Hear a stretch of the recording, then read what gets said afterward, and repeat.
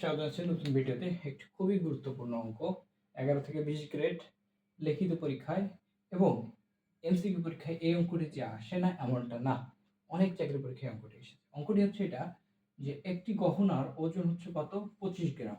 একটা গহনার, এতে সোনা এবং রূপার অনুপাত আছে 3:2, এত অনুপাত আছে।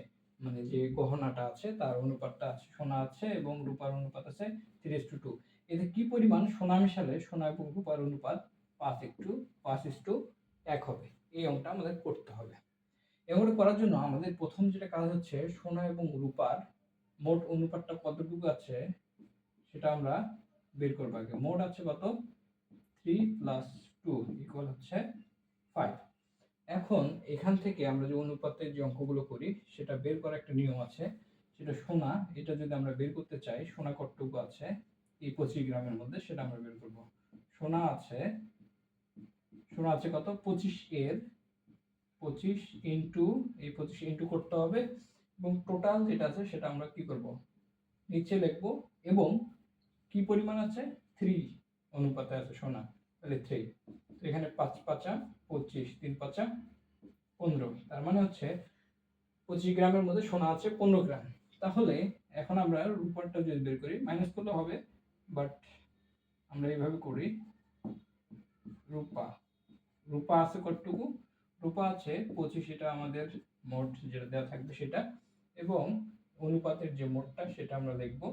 এবং কত অনুপাত আছে রূপা, 2 অনুপাত, সো এটা 2।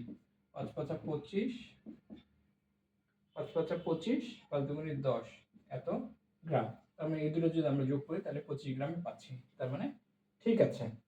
এখন বলছে যে এটা যদি আমরা কি করি, কি পরিমাণ কি বলছে, সোনা। সোনা কোনটা অনুপাত, সোনা অনুপাত হচ্ছে এটা, সোনা 15। ধরলাম যে সোনা x পরিমাণ আমরা কি করব, সোনা আমরা যোগ করলাম। যোগ করে আমাদের যে অনুপাতটা হচ্ছে সেটা হচ্ছে 10। এটা ইকুয়াল টু আমাদের যে অনুপাতটা আসবে সেটা হচ্ছে 5:1।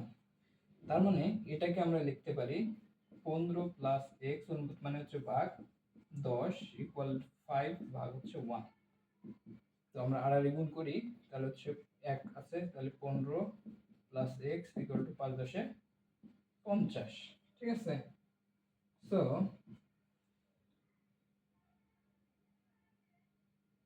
5 × 10 = 50, এটা আসছে আমাদের, তাই না?